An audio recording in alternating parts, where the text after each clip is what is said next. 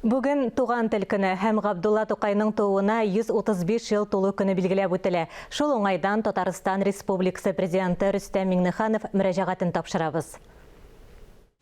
Татар халкы бөек Россия һәм шиксез төрки дөнья тарихы күгендә якты эз сызып атылган йолдыздай, шагыйрь кыска гына гомерен илһамлы иҗатта уздырган. Күп гасырлык милли мәдәниятебезгә яңа төсмерләр, балкыш өстәгән.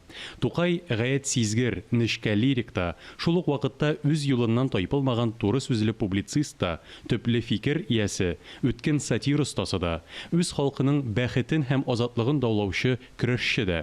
Аның даһиларча тоемлау белән язылган әсәрләр безнең заманда да әһәмиятен югалтмаган бик күп сорауларга җавап табарга мөмкин.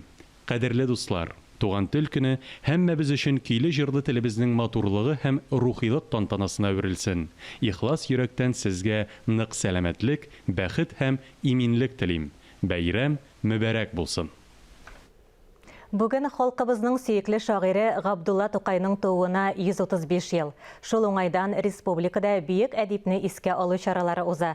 Төп тамашалар шагыйренең туган төбәге Арча районының Кырлай авылында сәгать 11-дән соң башлана. Шигырь бәйрәме, шагыйрь эзләре буйлап экскурсияләр оештырыла. Казандагы бәйрәм чаралары Тукай һәйкәленә чәчәкләр салу белән башланып китә. Сәгать 12-дә Тукай музеенда һәм ачык сәхнәдә ядкәрләрдә Тукай рухы дигән әдәби музыкаль тамаша була.